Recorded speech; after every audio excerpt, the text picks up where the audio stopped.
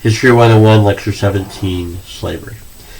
This part, Development of Slavery, is a political issue. Slavery, Lecture 17, we're going to develop slavery as a political issue from colonial America to the period we're in, like the 1840s, 1850s, 1840s into the 1850s. First, let's focus on slavery before 1800, colonial America. When you study slavery in colonial America, one of the best books, I want to recommend the book to you if you want to read it. It's a little long, but it's extremely good. If I can bring it up. Is by David Hackett Fischer. David Hackett Fischer is a really good historian. Really good historian of colonial America, early national America. And he wrote a book. He's written like 50 books, but his most recent book on African founders, I would commend to you. I have a different. Well, look at this. I have a different front page. Mine looks like there's this one. Mine looks like this one. My copy looks like this one. And actually, if you notice, I purchased it. African Founders: How Enslaved People Expand American Ideals by David Hackett Fischer. This is his latest book. You want to talk about slavery in colonial America. This book is really, really good. It's a little long, but David Hackett Fischer is a really good writer. You won't feel like you've read too much. But anyway, I commend this book to you if you want a really, really, really good book to read about colonial America and slavery and African American or black people. Definitely want to read this book. Anyways, so going back to this, though, when we look at slavery before 1800, it is correct that slavery, owning of people, unfree labor, slavery was legal in all 13 colonies, and 14 if you count, Canada after 1763, but the original 13 American colonies that become the United States of America, slavery is legal because there's no, even in the North where there's not a large slave population, not even a large African American population, but or large black population, slavery is legal simply because there's no laws abolishing it, and so that's one of the differences. In colonial Virginia, we went over that in Lecture 3. Colonial Virginia, you have the Virginia House of Burgesses setting the status of an African or a non-European whose parents not a Christian or not a baptized Christian. So you see that set in colonies such as Massachusetts. Slavery is legal because not because a state affirms it, but the colony does not deny that species of property, as they would say, using that language, the language of the time period. But so in African Founders, it goes into all the aspects of African American free and slave African American life in northern colonies, middle colonies, and the South.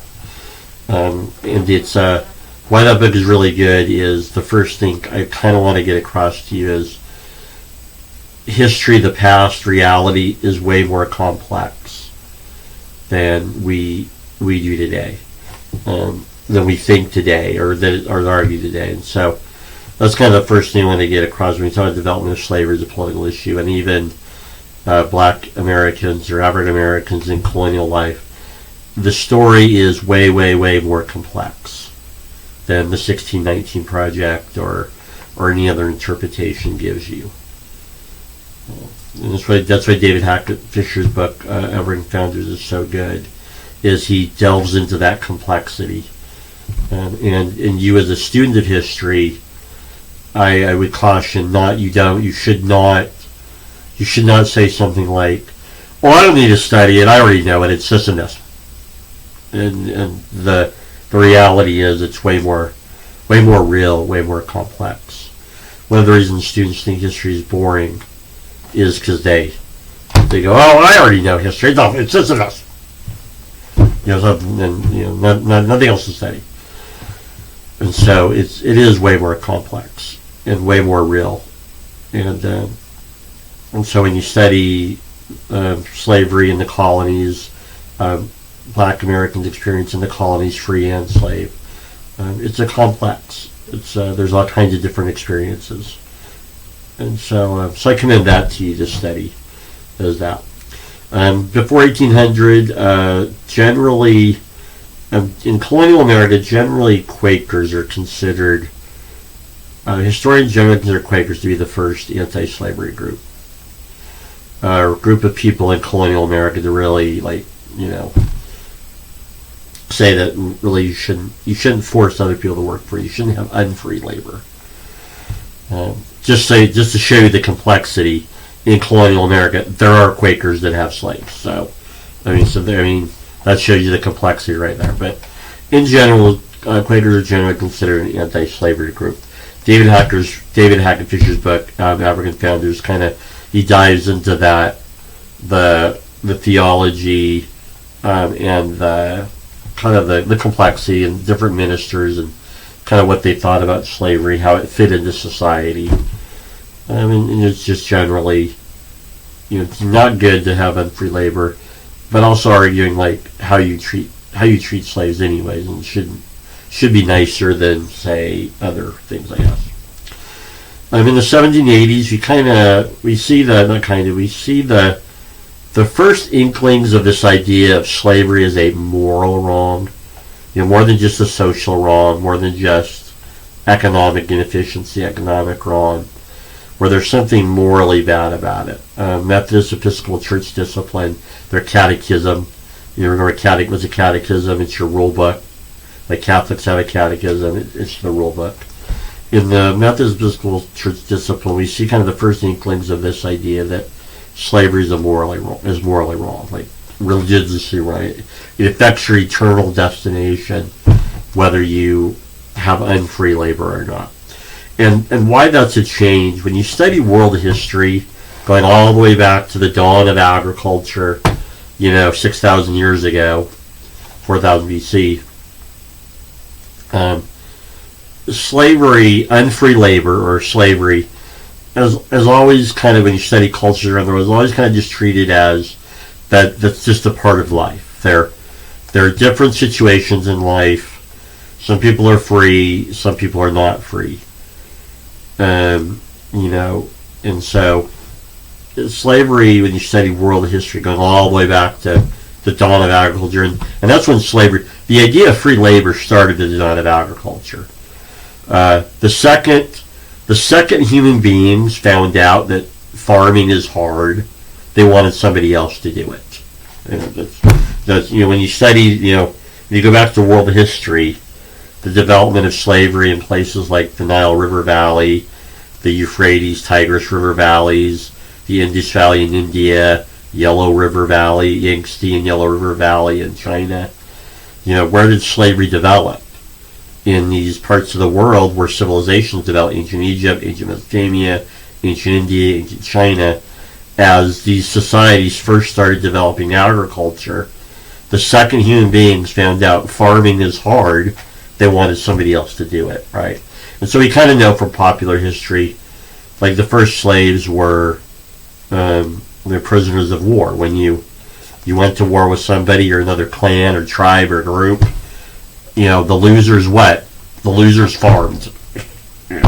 So, that's anyways, and so slavery as an institution, unfree labor, goes all the way back to the dawn of agriculture, when the second human being, farming is hard, I want somebody else to do it. So what do? You have a war, the losers do our farm work, right? So the first slaves or unfree labor in world history are, they're farmers, they farm, right? Because they're doing the farm work.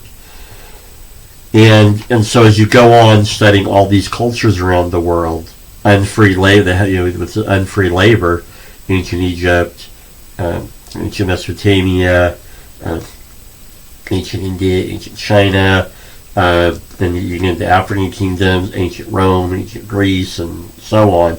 Slavery just becomes, a part of life. It's just how it is.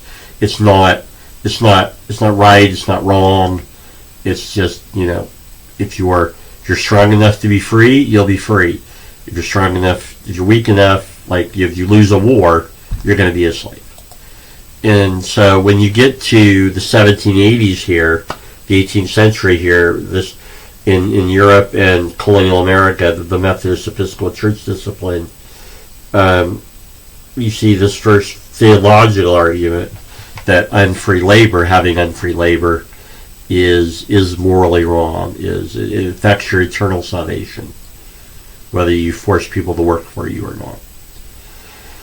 And so anyway, I kind of went off on a tangent there, but that's important to kind of see why this idea of slavery as a moral wrong is such a big deal.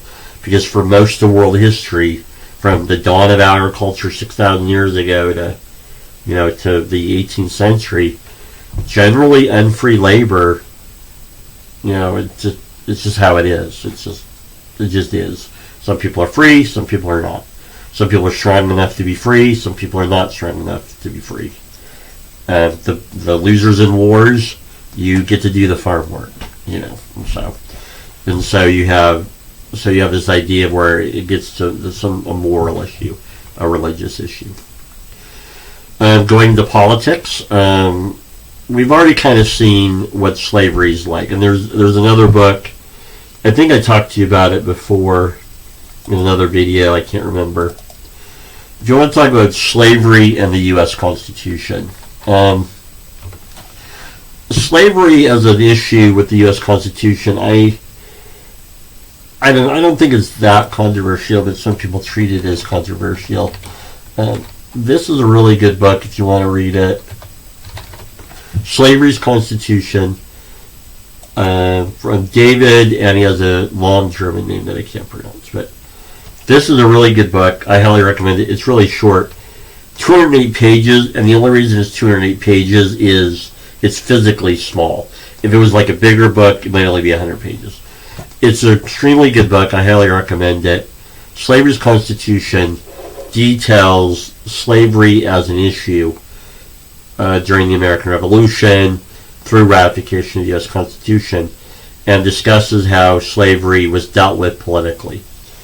And what you see from this era, slavery is generally compromised on. It's generally treated as it's a part of American colonial life. In some areas of the colonies, slavery is okay, it's legal, it's the farm labor, and in other parts of the colonies, it's not as big a part of the economy, or any part of the economy. And so, what we see with the U.S. Constitution, the U.S. Constitution deals with slavery several different ways. The most popular thing that we know is the 3/5 compromise, right? We're only going to count like southern states where states where slavery is legal. You can only count part of your slave population instead of all of it, and so you have slavery easily compromised on. But to go deeper for you, the U.S. Constitution deals with slavery in several ways, and kind of gives you this dual meaning of, like, yes, protects slavery, but also allows for its abolition. The 3/5 compromise, obviously protects slavery. There is a fugitive slave clause. There is a fugitive slave clause in the U.S. Constitution, the original document, and then one of the clauses of the U.S. Constitution talks about how you have the same rights regardless of what state you're in. So if that implies that, I have the same rights in Georgia that I do in Massachusetts. And so the federal government can't say, or even other state governments can't say, well, you don't have rights here that you have there. The U.S. Constitution does protect property rights, and so if you define people or a certain group of people as property, then the constitutional implication is it's protected. And so we see aspects of slavery being protected through this compromise. There's a fugitive slave clause, and then there's a clause that talks that you have the same rights in whatever state you're in. Slavery, though, is allowed. There is an allowance for its eventual abolition. The original U.S. Constitution says that the slave trade, the international slave trade, Congress can't do anything with it for 25 years. After 25 years, Congress can do whatever it wants. And in fact, what's interesting, what did Congress do in the early 1800s? Nearly the second that it became constitutionally legal to do so, what did Congress do? They made it illegal to participate in the international slave trade. And then another way for slavery to be abolished is addresses the amendment process. The founders allowed for a way for the U.S. Constitution to be amended. And so, meaning, at some point, if society doesn't want to have slaves, you have an amendment that abolishes slavery. And so, how the U.S. Constitution deals with slavery, it deals with it in various different ways. One of the ways I want to focus on, kind of getting across to you, is it's easily compromised on. Our founding fathers found it something that you could compromise on. You work it out. Some people think slavery is okay, some do not, and so you compromise on it. Under the Articles of Confederation, when you did your studying of that, hopefully you came across the Northwest Land Ordinance Act. Slavery is abolished in the Old Northwest. What is the Old Northwest? It's states like Ohio, Michigan, Illinois, Indiana. Think Big Ten. Think the original Big Ten conference before all the conference realignment and expansion. Think the original Big Ten conference: Ohio, Michigan, Wisconsin, Indiana, Illinois. The Old Northwest, slavery is illegal. And what you see here is Congress, under the Articles, is regulating slavery. Alright, so that's interesting. When you get to the 1850s, you're going to have people saying that Congress should not or cannot and never has regulated slavery. But we know from the U.S. Constitution and the Articles of Confederation, Congress, the government does. There is a constitutional sense that Congress does regulate slavery. Another interesting thing about the Old Northwest is the fact you have some of them slave-owning congressmen voting for the abolition of slavery in the Old Northwest. By the 1850s, even the thought that somebody's alive that thinks slavery is wrong causes some people to go into conniption fits. So there's a definite change between the 1780s and the 1850s. Slavery in the first part of the 19th century. Again, this is the Second Great Awakening era. This is the era of reform that we talked about last lecture. And you see the development of anti-slavery groups, the New England Anti-Slavery Society, the American Anti-Slavery Society. You start seeing Americans who, as American culture develops, as American society develops, you start seeing people that are going, well, wait a minute. I don't like that owning African American individuals is okay. It's unfree labor, and that's bad, we think. And so you start having people organizing against it. It's not a coincidence that these anti-slavery movements develop as the transportation revolution develops, as Americans travel more, see the country more, as American society develops into a culture, and then you have attempts to reform that culture. Not a coincidence that this is the era we start to see two large, and multiple, there's others, we're going to have another one in a minute, New England Anti-Slavery Society and the American Anti-Slavery Society. They developed during this era. We see the Missouri Compromise in 1820. Okay, right? Slavery gets to be, by 1820, slavery is enough of a political issue that it almost keeps the territory, Missouri, out of the Union. You have to have a political compromise to get Missouri in the Union. That's an interesting development. Previous to Missouri, there's no big argument.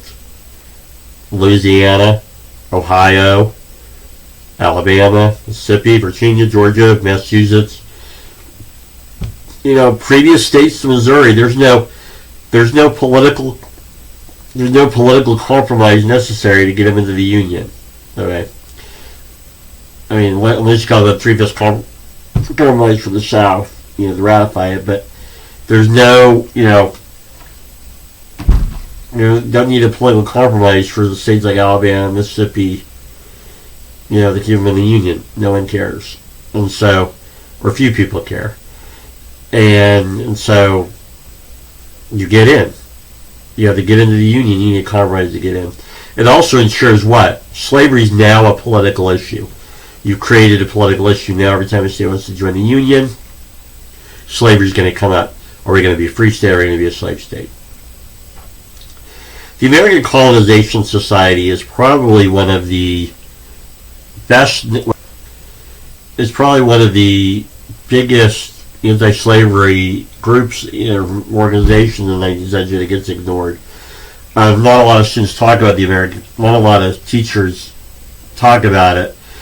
The American Colonization Society, they're an anti-slavery abolitionist group as well.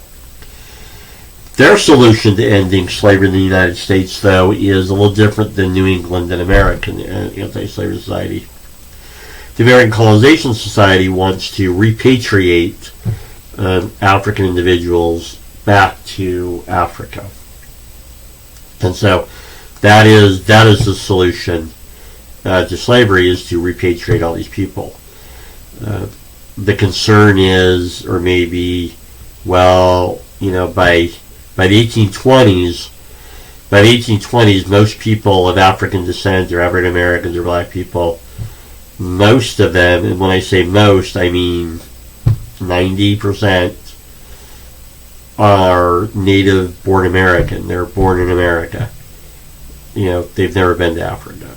And so, the American Colonization Society, the critique we would give today is, and it is correct, most African American or black people in the 1820s they're native to America. They were born in the U.S.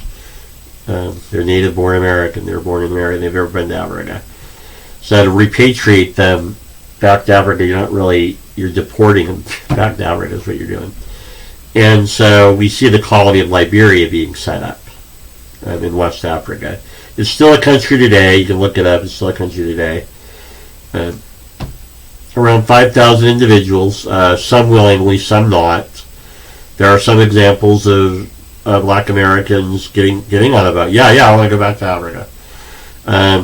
There are some African American and black individuals that were forced on the boat. One example is the American Colonization Society.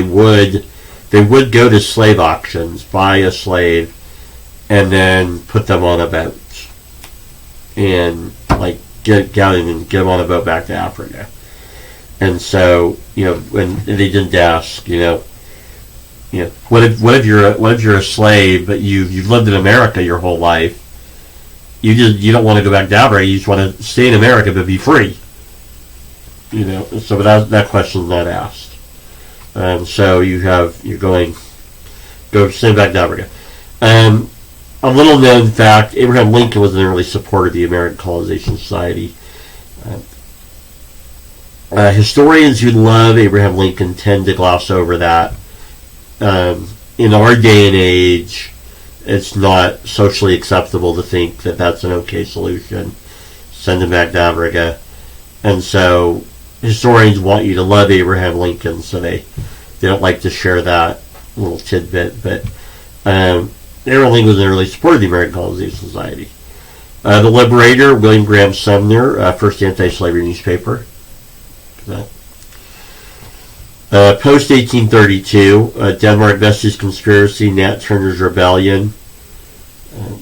So Denmark Vesey's Conspiracy didn't happen, but what was supposed to happen, a group of men in Georgia, they were conspiring, They were slaves. They were conspiring to run away, escape into Florida, get people together to support them. Indians, other black Americans or black people, Indians, come back to Georgia and start freeing the slaves.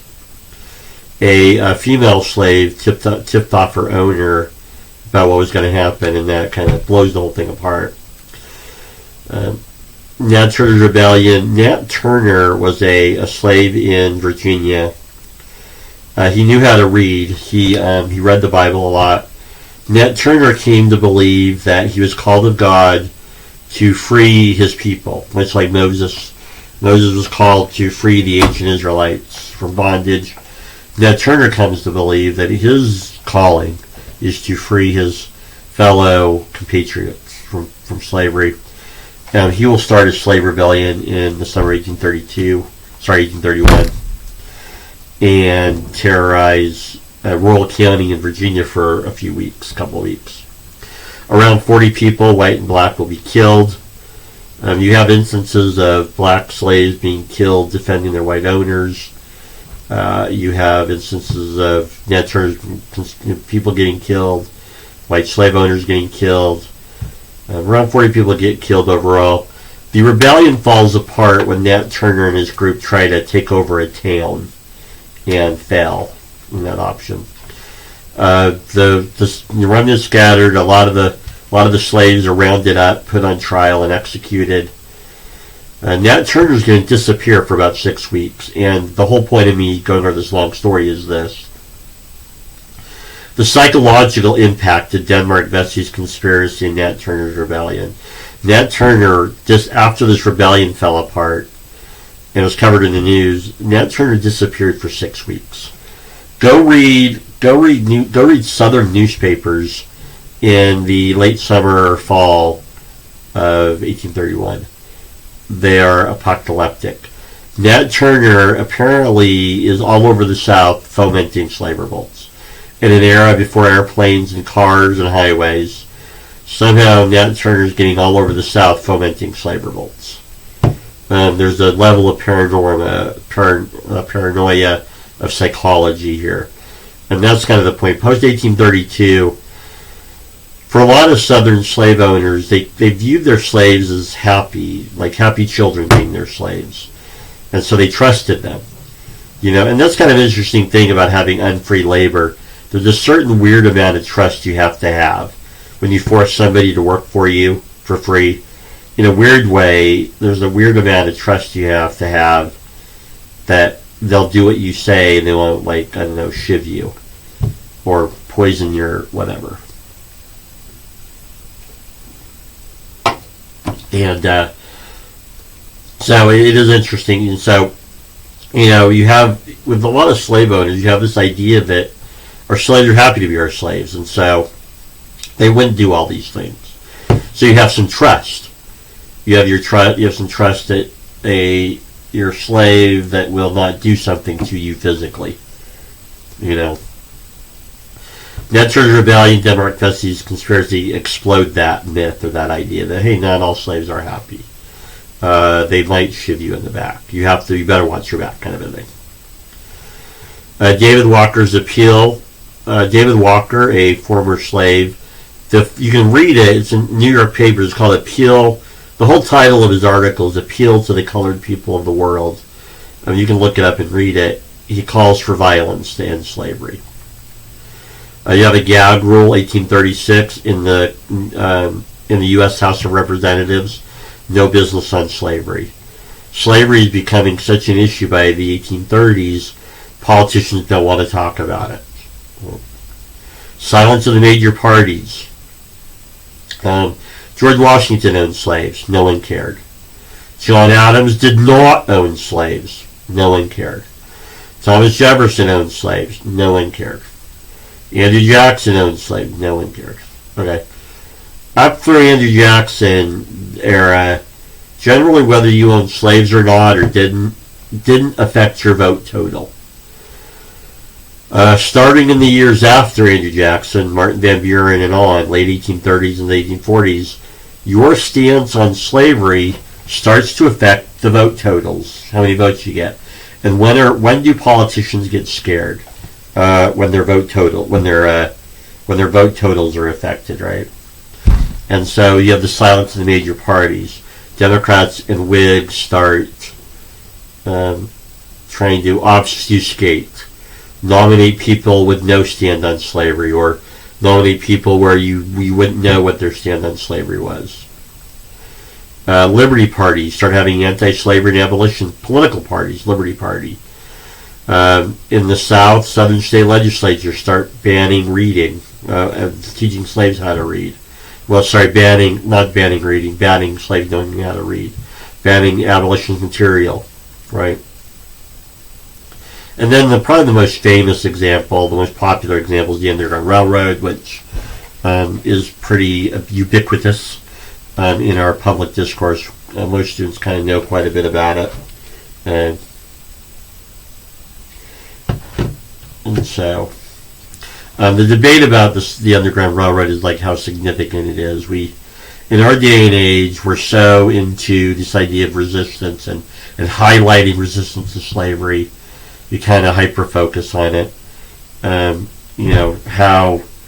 many slaves escaped north using this Underground Railroad, how informal it was, how formal.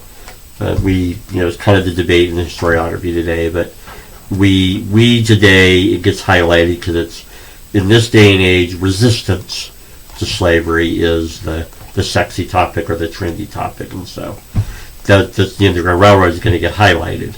Where in previous generations, it was just kind of put into perspective. It was an aspect of the South or the Southern Society or the Southern Society. Next video, we're going to talk about defenses of slavery.